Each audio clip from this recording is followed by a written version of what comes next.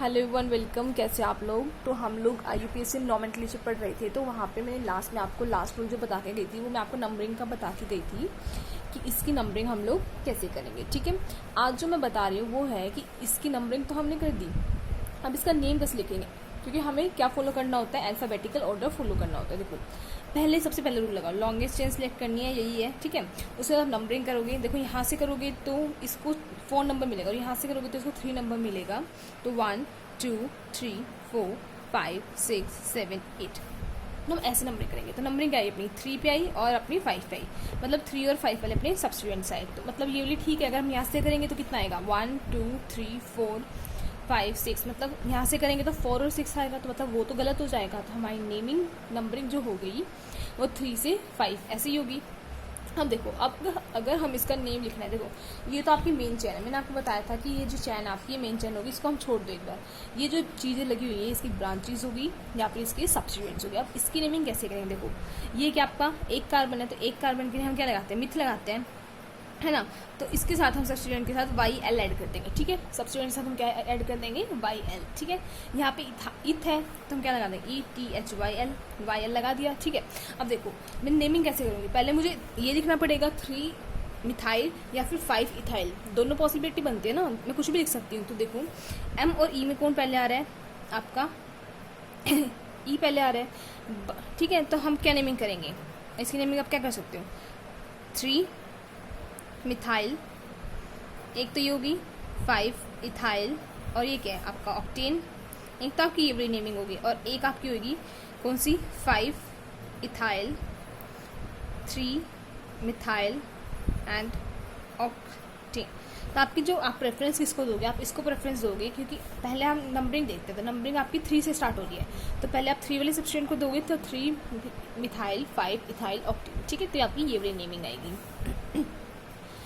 इस वाले एग्जाम्पल देखो, यहाँ से हम ये वाली आपकी मेन चेन होगी। अगर हम इसमें नंबरिंग करते हैं, देखो 1 2 3 4 5 6 एंड 7, तो आपका यहाँ पे 7 आया। ठीक है, अब जो मेरी बात ध्यान से सुनो, देखो यहाँ पे आपका कार्य है 2 2 एंड 4। ठीक है, मतलब सही है।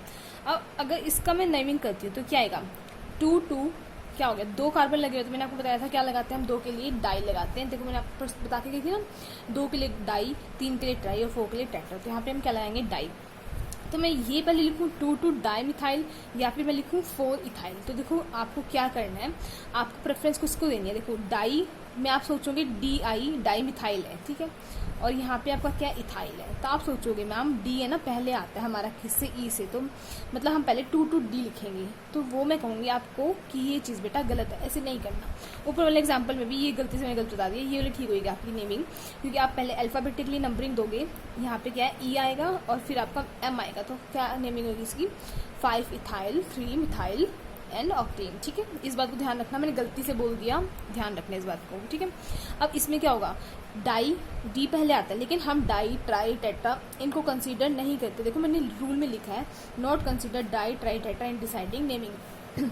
ठीक है, तो यहाँ पे आप किसको कंपेयर करोगे वापस से, M को और यहाँ पे E को। तो कौन छोटा, मतलब अल्फ़ाबेटिकली कौन पहले आ रहा है, E पहले आ रहा है, तो मैं क्या लिख सकती हूँ नेमिंग में, 4 इथाइल। ठीक है, फिर क्या आएगा, 2 2 डाई मिथाइल, और ये क्या है, हेप्टेन। तो आपका ये नेम हो जाएगा, क्यों, क्योंकि हमें E और M को कंपेयर करना है। आप डाई ट्राई का, जो डाई का D है, ट्राई का T है और टेट्रा का भी T है, इनको कंसीडर नहीं करेंगे। उसके बाद जो लिखा हुआ है उसको देखना है, ठीक है, उसके साथ कंपैरिजन करना है। ठीक है, उसके बाद आता है अगला रूल। अगला रूल क्या कहता है, अगर हम देखो नंबरिंग करते हैं 1 2 3 4, अब आप बोलोगे मैम यहाँ से 1 और 4 आ रहा है। अगर मैं ऐसे नंबरिंग करती हूँ 1 2 3 4, तो यहाँ से भी 1 4 आ रहा है, तो मैम मुझे ना कन्फ्यूजन होगी कि मैं ऊपर वाली नंबरिंग करूँ या नीचे वाली करूँ, क्योंकि ऊपर वाली करूँगी तो मेरे पास आएगा क्या, 1 क्लोरो 4 ब्रोमो। ठीक है, लेकिन अगर मैं नीचे वाली करूँगी तो मेरे पास आएगा 1 ब्रोमो एंड 4 क्लोरो। तो मैम मुझे तो कन्फ्यूजन होगी, मैं क्या करूँ। तो आपको नंबरिंग अगर सेम हो आपकी, तो आपको प्रेफरेंस देनी है किसको, अल्फ़ाबेटिकल को। अब देखो यहाँ पे आपका ब्रोमो और यहाँ पे आपका क्लोरो, तो कौन पहले आता है, B या C। आपका B पहले आता है, C तो आपका बाद में आता है ना, तो आप प्रेफरेंस दोगे किसको, ब्रोमो को। मतलब आप जो नंबरिंग करोगे वो यहाँ से करोगे, 1 ब्रोमो को मिलना चाहिए। तो नेमिंग होगी इसकी 1 ब्रोमो 4 क्लोरो, और यहाँ पे क्या है, 4 कार्बन है, तो मैं नीचे लिख रही हूँ, यहाँ पे स्पेस नहीं है मेरे पास, तो क्या लिख दिया, ब्यूटेन। ठीक है, 1 ब्रोमो 4 क्लोरो एंड ब्यूटेन। ठीक है, यहाँ तक आपके रूल्स कंप्लीट होते हैं। अब देखो सब्स्टिट्यूएंट्स के भी सब्स्टिट्यूएंट्स आ जाए तो उसकी नेमिंग कैसे करेंगे, ये बहुत सिंपल। मैं एक एग्जाम्पल करवानी हूँ आज, बाकी हम कल कंटिन्यू करेंगे। तो एक बार देखो इसको, देखो ये आपकी मेन चेन हो गई। ठीक है, मैं बोला ये आपका सब्स्टिट्यूएंट है, बट देखो सब्स्टिट्यूएंट का भी सब्स्टिट्यूएंट है। देखो इस सब्स्टिट्यूएंट क्या होता है, जो आपकी मेन चेन के साथ जुड़ा होता है, मतलब ये वाला जुड़ा हुआ है। अब देखो जो आपका सब्स्टिट्यूएंट होता है उसको हमेशा 1 नंबर दो, 1 डैश देना, वैसे तो 1 डैश देना प्रेफर करते हैं हम, और इसको दिया 2 डैश। देखो बिल्कुल स्ट्रेट लाइन में जाना, आप ऐसे भी जा सकते हो, इसको भी 2 डैश दे सकते हो। तो आपके लिए अगर मैं इसको 2 डैश दे रही हूँ, देखो तो मेरे पास सब्स्टिट्यूएंट क्या हो गया, देखो ये वाला जो मैं कर रही हूँ सर्कल, ये आपका सब्स्टिट्यूएंट हो गया, किसका, सब्स्टिट्यूएंट का भी सब्स्टिट्यूएंट हो गया। बट अगर मैं ऐसे हो कि देखो ये आपकी मेन चेन है, मैंने ऐसे नंबरिंग कर दी 1 डैश 2 डैश, तब ये सब्स्टिट्यूएंट आ गया आपके पास। ठीक है, तो सब्स्टिट्यूएंट दोनों मिथाइल ही रहा, कुछ फर्क तो पड़ा नहीं, तो मैं कैसे भी ले लूँ कुछ फर्क नहीं पड़ेगा। तो कैसे करना है, मेरे को 1 डैश इसको देना है, देन इसको 2 डैश देना है।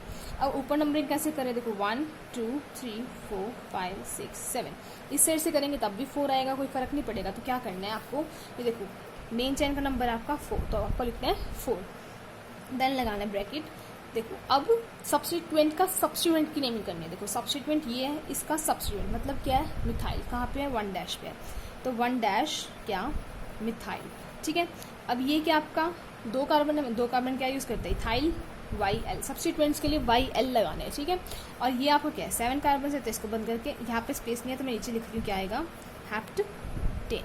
ठीक है, कैसे लिखना है, मेन चेन के साथ जो सब्स्टिट्यूएंट जुड़ा है पहले वो वाला नंबर आएगा 4, देन सब्स्टिट्यूएंट के साथ जो सब्स्टिट्यूएंट जुड़ा है उसका नंबर आएगा, उसका नाम आएगा, देन आपके सब्स्टिट्यूएंट का नेम आएगा इथाइल, और देन आपके मेन चेन का नेम आएगा। ठीक है, तो मैं आपको एक क्वेश्चन भी छोड़ के जा रही हूँ, ये वाला क्वेश्चन आप ट्राई करना, मैं नेक्स्ट क्लास में इसका आंसर बताऊंगी भी इसका नेमिंग हमने कैसे किया, उसके बाद हम फर्दर डिस्कस करते जाएंगे चीज़ों को।